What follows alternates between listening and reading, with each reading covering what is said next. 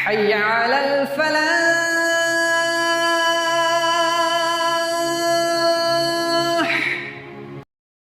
إن الحمد لله نحمده ونستعينه ونؤمن به ونتوكل عليه ونعوذ بالله من شرور أنفسنا ومن سيئات أعمالنا من يهده الله فلا مضل له ومن يضلل فلا هادي له وأشهد أن لا إله إلا الله وحده لا شريك له وأشهد أن محمدا عبده ورسوله اللهم صل وسلم وبارك وأنعم على عبدك ورسولك ونبيك محمد وعلى آله وأصحابه أجمعين. يا أيها الذين آمنوا اتقوا الله حق تقاته ولا تموتن إلا وأنتم مسلمون. يا أيها الناس اتقوا ربكم الذي خلقكم من نفس واحدة وخلق منها زوجها وبث منهما رجالا كثيرا ونساء واتقوا الله الذي تساءلون به والأرحام إن الله كان عليكم رقيبا. يا أيها الذين آمنوا اتقوا الله وقولوا قولا سديدا يصلح لكم أعمالكم ويغفر لكم ذنوبكم ومن يطع الله ورسوله فقد فاز فوزا عظيما. أما بعد فإن أصدق الحديث كتاب الله وخير الهدي هدي محمد صلى الله عليه وسلم وشر الأمور محدثاتها وكل محدثة بدعة وكل بدعة ضلالة وكل ضلالة في النار. أعوذ بالله من الشيطان الرجيم. بسم الله الرحمن الرحيم. ومن يرغب عن ملة إبراهيم إلا من سفه نفسه ولقد اصطفيناه في الدنيا وإنه في الآخرة لمن الصالحين إذ قال له ربه أسلم قال أسلمت لرب العالمين. بزرگوں اور بھائیوں، آج عید اضحیٰ کا مبارک موقع ہے. اللہ تعالیٰ اس عید کو ہمارے لیے، پوری امت کے لیے خیر اور برکت کا ذریعہ بنائے. اسلام کے دو تہوار ہیں، ایک عید الفطر اور ایک عید الاضحیٰ. رمضان کے اختتام پر عید الفطر کی خوشی منائی جاتی ہے اور ذی الحجہ کی 10 تاریخ کو عید اضحیٰ کے لیے ہم اکٹھا ہوتے ہیں. عید اضحیٰ کا پیغام، عید اضحیٰ کی روح، اس کے اندر ہمارے لیے جو سبق ہے اسے ہمیں یاد رکھنا چاہیے. آپ جانتے ہیں کہ حضرت ابراہیم علیہ السلام ہمارے جد امجد ہیں، ان سے ہماری نسبت ہے. حضرت ابراہیم سے ہمارا گہرا تعلق ہے اور اللہ تعالیٰ نے حکم دیا ہے کہ ابراہیم کے راستے کو اختیار کرو. ملت ابیکم ابراہیم هو سماکم المسلمین. اپنے جد امجد ابراہیم کے راستے اور ان کے طریقے کو اختیار کرو، انہوں نے تمہارا نام مسلمان رکھا. تو حضرت ابراہیم سے ہمارا تعلق بہت گہرا ہے اور اس تعلق کی تجدید ہوتی ہے عید اضحیٰ کے موقع پر. ذی الحجہ کی مخصوص تاریخوں میں دنیا بھر سے لوگ اکٹھا ہوتے ہیں حرمین کے اندر، وہاں مناسک حج ادا کرنے کے لیے، اور وہاں جا کر کے حضرت ابراہیم علیہ السلام سے اپنے تعلق کی تجدید کرتے ہیں. خانہ کعبہ کا طواف کرتے ہیں، صفا مروہ کے درمیان سعی کرتے ہیں، منی میں جاتے ہیں، عرفات میں جاتے ہیں، مزدلفہ میں جاتے ہیں اور حج کے مناسک ادا کرتے ہیں. ان تمام چیزوں کا تعلق حضرت ابراہیم علیہ السلام کی تاریخ سے، اور دنیا کے تمام لوگ اپنے اپنے مقام پر ذی الحجہ کی مخصوص تاریخوں میں قربانی کی سنت ادا کر کے حضرت ابراہیم سے ہمارا جو تعلق ہے اس کی تجدید کرتے ہیں. تو ہم کو اچھی طرح سے یہ سمجھ لینا چاہیے کہ یہ جو قربانیاں ہم کرتے ہیں، یہ قربانیاں حضرت ابراہیم علیہ السلام کی قربانی کی یادگار ہے. حضرت ابراہیم علیہ السلام کو اللہ تعالیٰ نے مختلف طرح سے آزمایا. ہر آزمائش میں وہ کامیاب ہوئے تو اللہ تعالیٰ نے ان کو سارے جہان کا امام بنا دیا. قال انی جاعلک للناس اماما، ساری دنیا کا امام اور پیشوا بنا دیا. تو بہت سخت امتحانات سے گزرے وہ. عراق کی سرزمین میں ان کی پیدائش ہوئی، کفر اور شرک کا ماحول تھا، وہاں وہ پلے بڑھے. اللہ تعالیٰ نے نبوت کے مقام پر ان کو سرفراز کیا. انہوں نے شرک کے ماحول میں توحید کی دعوت بلند کی، ایک اللہ کی بندگی کی دعوت دی، بت پرستی کو چھوڑنے کی تعلیم دی. ماحول مخالف ہو گیا، طرح طرح سے ان کی مخالفت کی گئی. ہجرت کی نوبت آئی تو وہاں سے پھر ہجرت کیا، شام کا علاقہ، فلسطین کا علاقہ اور مختلف علاقوں میں اپنی ضروریت کے کچھ حصوں کو بسایا تاکہ دعوت کا کام ہوتا رہے، اسلام پھیلتا رہے، توحید کا پیغام عام ہوتا رہے.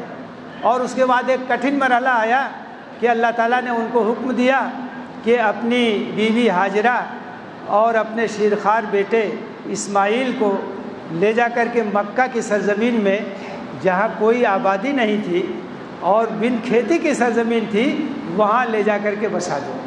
وہ خلیل اللہ تھے، وہ اللہ کے دوست تھے، وہ اللہ کے فرما بردار تھے، وہ اللہ کے ہر حکم کے سامنے اپنے سر کو جھکانے والے تھے۔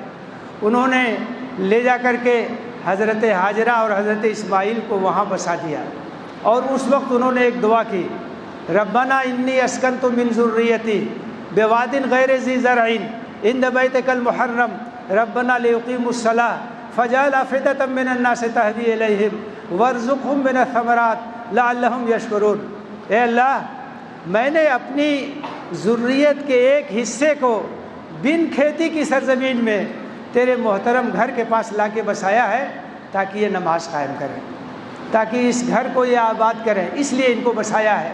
تو لوگوں کے دلوں کو ان کی طرف مائل کر دے اور ان کو پھلوں کا رزق دے تاکہ یہ شکر ادا کریں۔ اس وقت حضرت ہاجرہ کا جو کردار ہے وہ قابل مثال ہے۔ حضرت ہاجرہ نے صرف اتنا پوچھا کہ یہاں ہم کو آپ چھوڑ کے جا رہے ہیں، اللہ کے حکم سے ایسا کر رہے ہیں؟ تو حضرت ابراہیم نے کہا کہ یہی اللہ کا حکم ہے۔ حضرت ہاجرہ نے کہا تب اللہ ہماری حفاظت کرے۔ اللہ کے اوپر اتنا یقین ہونا چاہیے، اللہ پر اتنا بھروسہ ہونا چاہیے کہ جب اللہ کے حکم سے آپ نے ہم کو یہاں چھوڑا ہے تو اللہ ہماری حفاظت کرے گا۔ آپ ذرا سوچئے کتنی بڑی بات ہے کہ ایک خاتون، ایک دودھ پیتا ہوا بچہ، وہاں کوئی آبادی نہیں، وہاں کوئی چیز پیدا نہیں ہوتی، وادی غیر ذی زرع ہے، وہاں اللہ کے حکم سے لے جا کر کے چھوڑ دیا۔ تو یہ ایک خاتون کا کردار ہے، ایمان، تسلیم اور رضا۔ اس کے بعد حضرت ابراہیم آتے جاتے رہے۔ حضرت اسماعیل جب بڑے ہو گئے اور جب ہاتھ بٹانے کے لائق ہو گئے، اس وقت ایک اور بڑا امتحان ہو گیا۔ سورہ صافات میں اس کا ذکر ہے، فلما بلغ معه السعی قال یا بنی انی اری فی المنام انی اذبحک فانظر ماذا تری۔ جب وہ دوڑ بھاگ کے قابل ہو گئے تو حضرت ابراہیم نے کہا کہ بیٹے، میں نے خواب میں دیکھا ہے کہ میں اللہ کے راستے میں تجھے قربان کر رہا ہوں، تمہاری کیا رائے ہے؟ نبی کا خواب وہ بھی ایک وحی کی قسم ہے۔ انہوں نے اپنے بیٹے کا امتحان لیا کہ جس بیٹے کی میں نے تربیت کی ہے اس کا کیا حال ہے، اس کے ایمان کا کیا حال ہے۔ انہوں نے کہا کہ میں نے یہ خواب دیکھا، تمہاری کیا رائے ہے؟ تو انہوں نے کیا جواب دیا؟ یا ابت افعل ما تؤمر ستجدنی انشاءاللہ من الصابرین۔ ابا جان، جو حکم ہو رہا اسے کر ڈالیے، مجھے صبر کرنے والا پائے، میں تیار ہوں۔ آپ ذرا سوچیں کس چیز کے لیے تیار؟ قربان ہونے کے لیے تیار۔ یہ ایک نوجوان کا کردار ہے۔ جب اس کی ایمانی تربیت ہوگی، جب اس کی روحانی تربیت ہوگی، جب اس کے دل میں اللہ کی محبت ہوگی تو اللہ کے ہر حکم کے سامنے اپنے سر کو وہ جھکا دے گا۔ وہ فیضان نظر تھا یا کہ مکتب کی کرامت تھی؟ سکھائے کس نے اسماعیل کو آداب فرزندی؟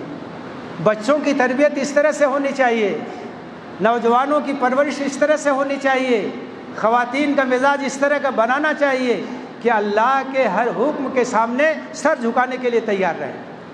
تو اب دونوں تیار ہو گئے، بوڑھا باپ قربان کرنے کے لیے تیار ہو گیا، جوان بیٹا قربان ہونے کے لیے تیار ہو گیا۔ قرآن نے نقشہ کھینچا ہے، فلما اسلم وتلہ للجبین۔ جب وہ دونوں باپ اور بیٹے اسلام کا پیکر بن گئے، یہی اسلام ہے، یہی اطاعت ہے، یہی فرما برداری ہے۔ باپ قربان کرنے کے لیے تیار ہو گیا، بیٹا قربان ہونے کے لیے تیار ہو گیا، تو اللہ تعالیٰ کہتا فلما اسلم، جب وہ دونوں اسلام کا پیکر بن گئے، اسلام کی تصویر بن گئے اور پیشانی کے بل لٹا دیا، وَنَادَيْنَاهُ يَا ابراہیم قد صدقت الرؤيا انا كذلك نجزي المحسنين۔ تو اللہ تعالیٰ نے کہا کہ ابراہیم، تم نے خواب کو سچ کر دکھایا، امتحان میں تم پورے اتر گئے۔ بیٹے کا خون بہانا مقصود نہیں ہے، دیکھنا یہ تھا کہ میری محبت زیادہ ہے کہ بیٹے کی محبت زیادہ ہے۔ جب تم قربان کرنے کے لیے تیار ہو گئے تو امتحان میں تم پورے اتر گئے۔ تو اس کے بعد ایک میڈھا لایا گیا اور یہ کہا گیا کہ یہ دمبا ہے، اس کی تم قربانی کرو، اور یہی حضرت اسماعیل کا فدیہ ہے، وَفَدَيْنَاهُ بِذِبْحٍ عَظِيمٍ۔ یہ وہ عظیم قربانی ہے جس کے بدلے میں حضرت اسماعیل کو بچا لیا گیا۔ اور اس کے بعد جتنی قربانیاں ہو رہی ہیں، اس بات کو یاد رکھیے، جتنی قربانیاں ہو رہی ہیں اور قیامت تک جتنی قربانیاں ہوں گی، یہ فدیہ ہے حضرت اسماعیل علیہ السلام۔ اس جذبے کے ساتھ قربانی کیجیے کہ ہماری قربانی بھی اسی ذبح عظیم کا حصہ ہے، یہ بھی اسی فدیے کا ایک حصہ ہے جو اس وقت سے چلا آ رہا ہے، جو میڑھے سے شروع ہوا تھا اور آج تک جاری ہے اور قیامت تک جاری رہے گا۔ اللہ کے رسول صلی اللہ علیہ وسلم سے پوچھا گیا، ما ہذہ الاضاحی یا رسول اللہ، یہ جو قربانیاں ہم کرتے ہیں ان کی کیا حقیقت ہے؟ آپ نے کہا سنت ابیکم ابراہیم، یہ تمہارے جد امجد ابراہیم کی سنت ہے، ان کی قربانی کی سنت ہے جو ہم تازہ کرتے ہیں، اور تمہارے لیے اس میں بہت اجر ہے۔ قربانی کے جانور کے جسم پر جتنے بال ہیں اتنی نیکیاں تم کو ملیں گی۔ قربانی کے جانور کا خون زمین پر گرنے سے پہلے اللہ کے ہاں مقبول ہو جاتا ہے، اگر نیت صاف ہو، اگر اخلاص ہو، صحیح جذبہ ہو، صحیح اسپرٹ ہو۔ تو میرے بھائیوں اور میرے بزرگوں، یاد رکھیے یہ قربانی حضرت ابراہیم کی قربانی کی یادگار ہے، اور اس کا پیغام کیا ہے کہ ہمارے پاس جو کچھ ہے سب اللہ کے راستے میں قربان کرنے کے لیے تیار۔ یہ جو قربانی ہم کرتے ہیں یہ ایک علامت ہے، یہ ایک رمز ہے۔ ہم گویا یہ کہتے ہیں کہ اللہ تیرے نام پر اس جانور کی گردن پر ہم چھری چلا رہے ہیں، اس کا خون زمین پہ بہا رہے ہیں، اور جب تیرا حکم ہوگا تو ہم اپنی گردن بھی کٹانے کے لیے تیار ہیں، اپنا خون بھی بہانے کے لیے تیار ہیں، اپنا سب کچھ تیرے راستے میں لٹانے کے لیے تیار ہے۔ یہی قربانی کا پیغام، ان صلاتی و نسکی و محیای و مماتی للہ رب العالمین، میری نماز، میری قربانی، میرا جینا، میرا مرنا سب اللہ رب العالمین کے لیے، اسی کا مجھے حکم دیا گیا ہے۔ تو یہ اصل روح ہے قربانی کی کہ ہم جو کچھ ہمارے پاس ہے سب اللہ کے راستے میں قربان کر دیں گے، حضرت ابراہیم کے نقش قدم پر چلیں گے۔ یاد رکھیے قربانی میں اخلاص ضروری ہے، نیتوں کو خالص کرنا ضروری ہے۔ اللہ کے لیے قربانی ہو، دکھاوے کے لیے نہیں ہونی چاہیے، نام و نمود کے لیے نہیں ہونی چاہیے، اللہ کی رضا کے لیے ہونی چاہیے۔ اللہ تعالیٰ نے فرمایا ہے لن ینال اللہ لحومها ولا دماؤها ولکن ینالہ التقوی منکم، قربانی کے جانوروں کا گوشت اور اس کا خون یہ اللہ کے پاس نہیں پہنچتا ہے، اللہ کے پاس تمہارا تقوی پہنچتا ہے، تمہاری نیت پہنچتی ہے، تمہارا جذبہ پہنچتا ہے۔ یہ نیت اپنی خالص کیجیے، اپنے اندر اخلاص پیدا کیجیے اللہ کے لیے قربانی، اور اپنی زندگی سے اس کا ثبوت دیجیے کہ آپ کی زندگی میں قربانی کا ثبوت ملنا چاہیے۔ آپ اللہ کے لیے، اللہ کے دین کے لیے کیا قربانی دے رہے ہیں؟ اپنا وقت لگائیے، اپنی صلاحیت لگائیے، اپنا مال لگائیے۔ ہماری زندگی کا مقصد یہ ہے کہ اللہ کا دین عام ہو جائے، میری زندگی کا مقصد تیرے دین کی سرفرازی، میں اسی لیے مسلمان، میں اسی لیے نمازی۔ مسلمان کا مقصد وجود یہی ہے کہ اللہ کے دین کو عام کرے، اللہ کے کلمے کو سربلند کرے، اللہ کے پیغام کو گھر گھر پہنچائے، اور اعلاء کلمت اللہ کے لیے ہر طرح کی قربانی دینے کے لیے تیار رہے۔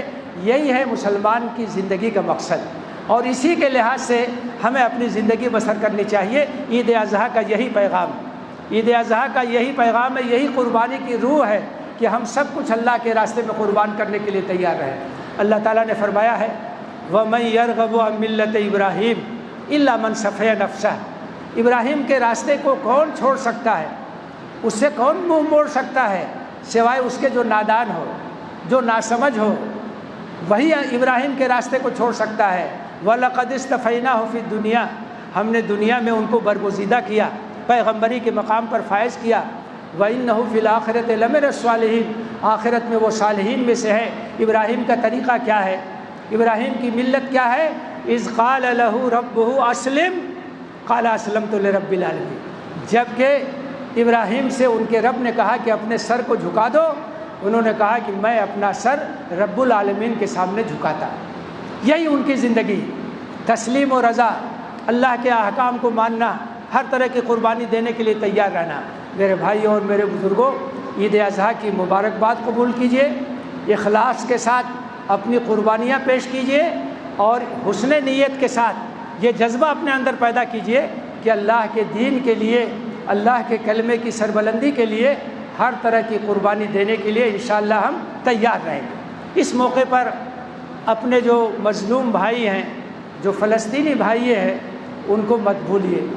کئی مہینے سے مسلسل آپ نے دیکھا ہے، پڑھ رہے ہیں، اخبارات میں بھی دیکھ رہے ہیں، ٹی وی پہ بھی دیکھ رہے ہیں کہ کس طریقے سے ان کو ظلم و ستم کا نشانہ بنایا جا رہا ہے۔ غزہ کو کھنڈر میں تبدیل کر دیا گیا ہے، مسلسل وہاں بمباری ہو رہی ہے، کتنے لوگ شہید ہو گئے، بچے شہید ہو گئے، عورتیں شہید ہو گئی، بوڑھے لوگ شہید ہو گئے، مکانات ڈھا دیے گئے، اسکولوں کو تباہ و برباد کر دیا گیا، ہسپتالوں کو نیست و نابود کر دیا گیا، اور یہ سلسلہ مسلسل جاری ہے اور دنیا تماشا دیکھ رہی ہے۔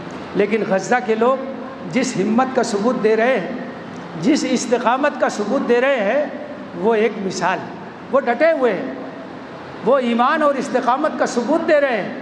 اللہ ان کی مدد کرے گا۔ دعا کیجیے کہ اللہ تعالیٰ ان کی حفاظت فرمائے، اللہ تعالیٰ ان کو استقامت عطا فرمائے، اللہ تعالیٰ ان کی صفوں میں اتحاد پیدا کرے، ان کے دلوں کے اندر الفت اور محبت پیدا کرے، اور دشمنوں کی چالوں کو ناکام بنائے۔ اللہ تعالیٰ انہیں فتح اور نصرت سے نوازے، فلسطین آزاد ہو، بیت المقدس آزاد ہو، اور پھر دوبارہ جو اس کی فضائیں تھی، جس طرح سے پہلے وہاں صدائیں گونجتی تھی اللہ اکبر کی، آج بھی ہو رہی ہے، اذانیں بھی ہو رہی ہے، نماز بھی ہو رہی ہے، ان حالات میں بھی ہو رہی ہے۔ لیکن جب آزادی نصیب ہوگی، فلسطینیوں کو ان کا وطن ملے گا اور ظلم اور ستم کا سلسلہ ختم ہوگا، تو اس وقت ایک نئی تاریخ رقم ہوگی۔ اللہ سے دعا ہے کہ اللہ تعالیٰ ان کی مدد فرمائے، ان کی حفاظت فرمائے، دشمنوں کی چالوں کو ناکام بنائے، ساری دنیا کے مسلمانوں کو اللہ تعالیٰ تسلیم و رضا کی توفیق دے۔ جو مصیبت میں ہے اللہ تعالیٰ ان کی مصیبتوں کو دور کرے، جو پریشان حال ہے اللہ تعالیٰ ان کی پریشانیوں کو دور کرے۔ ہمیں ایمان اور استقامت کی دولت اللہ تعالیٰ ہمیں نصیب فرمائے، صحیح جذبات کے ساتھ اللہ تعالیٰ ہمیں اپنی قربانیاں پیش کرنے کی توفیق دے، اور یہ عید ہمارے لیے تجدید عہد کا ذریعہ بنے، عہد بندگی کو تازہ کرنے کا سبب بنے، اور ایک نئی تاریخ ہماری زندگی میں شروع ہو۔ اللہ تعالیٰ ہمیں اس کی توفیق دے، آمین۔ وآخر دعوانا ان الحمد للہ رب العالمین۔ اقول قولی ھذا واستغفر اللہ لی ولکم اجمعین فاستغفروہ انہ هو الغفور الرحیم۔